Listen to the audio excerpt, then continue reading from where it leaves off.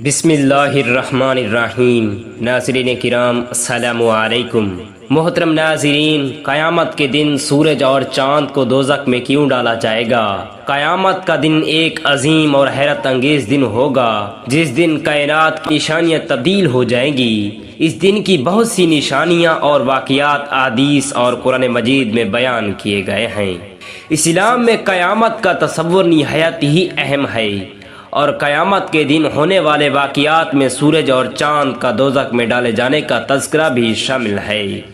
نبی پاک صلی اللہ علیہ وسلم کی ایک حدیث مبارکہ میں اس کا ذکر ملتا ہے کہ اللہ پاک سورج اور چاند کو بغیر حساب و کتاب کے دوزخ میں ڈال دیں گے۔ صحابہ کرام نے پوچھا، یا رسول اللہ صلی اللہ علیہ وسلم کیسے؟ تو نبی پاک صلی اللہ علیہ وسلم نے اس کی وضاحت فرمائی۔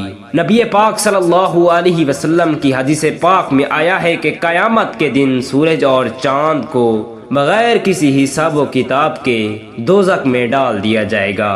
جب صحابہ کرام نے اس کی وجہ پوچھی تو آپ صلی اللہ علیہ وسلم نے فرمایا، محترم ناظرین، اسلام میں قیامت کا تصور نہایت اہم ہے اور قیامت کے دن ہونے والے واقعات میں سورج اور چاند کا دوزخ میں ڈالے جانے کا تذکرہ بھی شامل ہے۔ قیامت کا دن جسے یوم قیامت یا یوم الدین بھی کہا جاتا ہے، اسلام کے بنیادی عقائد میں شامل ہے۔ یہ دن دنیا کی تاریخ کا آخری دن ہوگا جب اللہ تعالی اپنے عدل و انصاف کے مطابق ہر فرد کے اعمال کا حساب لے گا۔ ہم آج اس کی ویڈیو میں آپ کو قیامت کے دن ہونے والے اہم واقعات، قرآن اور سنت میں بیان کردہ علامات اور اس دن کے متعلق اسلامی تعلیمات کا تفصیلی جائزہ لیں گے۔ قیامت کی علامات۔ قیامت کی بڑی علامتیں اور نشانیوں کا ذکر قرآن اور احادیث میں موجود ہے۔ یہ علامتیں قیامت کے قریب وقوع پذیر ہوں گی اور انسانوں کو اس دن کی تیاری کی طرف متوجہ کریں گی۔ چند اہم علامات درج ذیل ہیں۔ دجال کی آمد۔ نبی پاک صلی اللہ علیہ وسلم نے دجال کی آمد کو قیامت کی بڑی علامات میں شمار کیا ہے۔ دجال ایک جھوٹا مسیح ہوگا جو لوگوں کو فریب دے گا۔ آپ صلی اللہ علیہ وسلم نے فرمایا، میرے بعد کوئی بھی فتنے دجال کے فتنے سے بڑا نہیں ہوگا۔ حضرت عیسیٰ علیہ السلام کا دوبارہ دنیا میں آنا بھی قیامت کی علامتوں میں شامل ہے۔ نبی کریم صلی اللہ علیہ وسلم نے فرمایا، حضرت عیسیٰ علیہ السلام نازل ہوں گے اور دجال کا خاتمہ کریں گے۔ قیامت کی ایک اور بڑی علامت یہ ہے کہ سورج مغرب سے طلوع ہوگا۔ نبی کریم صلی اللہ علیہ وسلم نے فرمایا، قیامت کے دن سورج مغرب سے طلوع ہوگا اور اس وقت کسی کی توبہ قبول نہیں ہوگی۔ قیامت کے دن بڑی دھمک کے ساتھ سور پھونکا جائے گا جس سے تمام زندہ موجود چیزیں فنا ہو جائیں گی۔ قرآن مجید میں فرمایا گیا، سور پھونکا جائے گا اور جو کچھ آسمانوں اور زمینوں میں ہے سب مر جائیں گے۔ قیامت کے دن لوگ قبر سے اٹھیں گے اور اپنے اعمال کا حساب لینے کے لیے اللہ کے سامنے پیش ہوں گے۔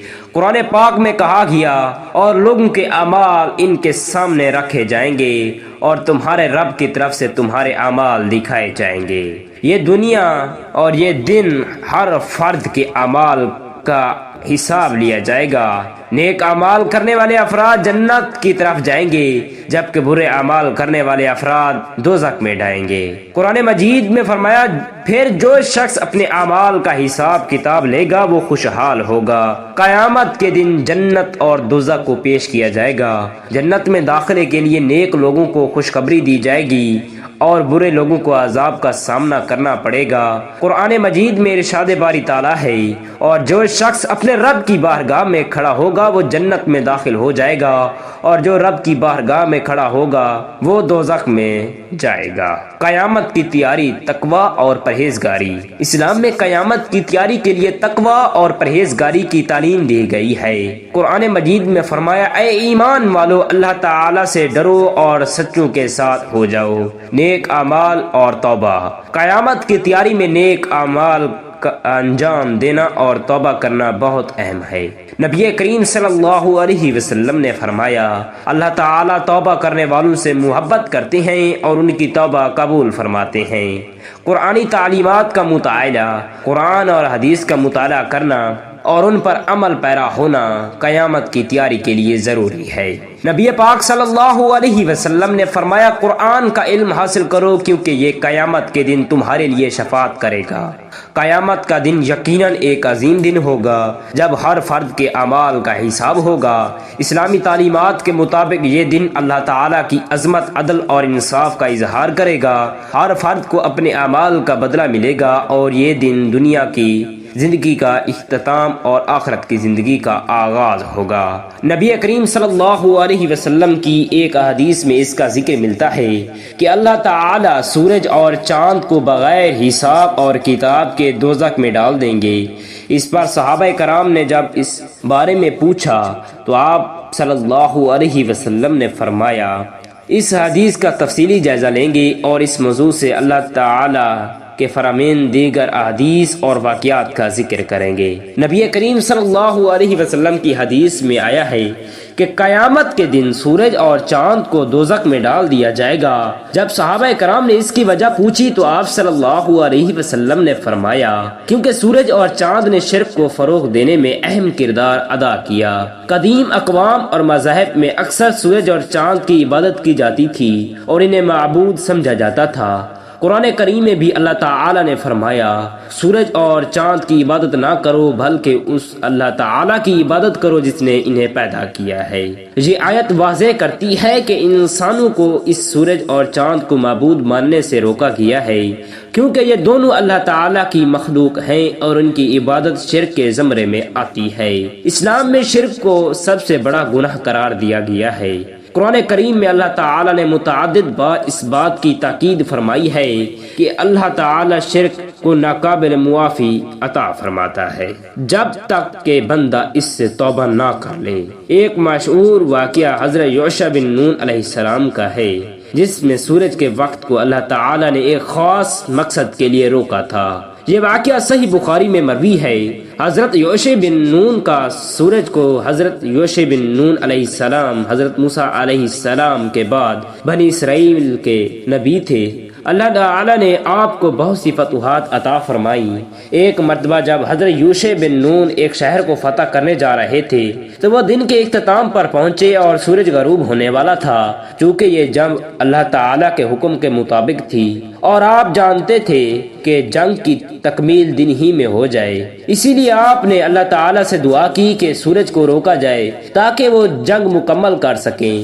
نبی کریم صلی اللہ علیہ وسلم نے فرمایا، اس واقعے کا ذکر کرتے ہوئے فرمایا، سورج کبھی کسی انسان کے لیے نہیں روکا گیا سوائے یوشع بن نون کے لیے جب وہ بیت المقدس کی طرف جانے کے لیے جنگ کر رہے تھے۔ نبی کریم صلی اللہ علیہ وسلم نے فرمایا، سورج اور چاند اللہ تعالیٰ کی نشانوں میں سے ہیں اور یہ کسی کے مرنے یا پیدا ہونے پر گرہن نہیں لگتے بلکہ ان کے ذریعے لوگوں کو اپنی نشانیاں دکھاتا ہے۔ یہ واقعہ اس بات کی وضاحت کرتا ہے کہ سورج اور چاند کا کوئی ذاتی اختیار نہیں بلکہ یہ محض اللہ تعالیٰ کے حکم سے نشانیوں میں سے ہیں۔ قیامت کے دن سورج اور چاند کا خاتمہ، قیامت کے دن سورج اور چاند کا روشنی ہو جائے گا۔ سورہ تکویر میں فرمایا گیا، جب سورج اور لپیٹ دیا جائے گا اور ستارے بے نور ہو جائیں گے۔ یہ آیت اس بات کی نشاندہی کرتی ہے کہ قیامت کے دن اللہ تعالیٰ کی قدرت سے یہ دونوں چیزیں بیکار ہو جائیں گی اور پھر ان کا انجام دوزخ میں ہوگا۔ قیامت کے دن سورج اور چاند کو دوزخ میں ڈالے جانے کی وجہ یہ تھی کہ اللہ تعالیٰ کی مخلوق ہوتے ہوئے بھی یہ دونوں مشرکین کے لیے معبود بنے رہے۔ اللہ تعالیٰ اس دن کا خاتمہ کر کے یہ بات ظاہر کرے گا کہ وہ محض اللہ کے حکم کے تابع تھی اور ان کی عبادت کرنے والے شرک کے مرتکب ہوئے۔ یہ واقعہ ہمیں اس بات کا درس دیتا ہے کہ ہم اللہ تعالیٰ کی مخلوق کو معبود نہ مانیں اور صرف ہی اللہ تعالیٰ کی عبادت کریں جو وحدہ لا شریک ہے۔ اللہ تعالیٰ ہمیں قیامت کے دن ہولناکیوں سے بچائے۔ اللہ تعالیٰ ہمیں قیامت کے دن ہولناکیوں سے بچائے۔ آمین ثم آمین۔ جزاک اللہ خیرا کثیرا۔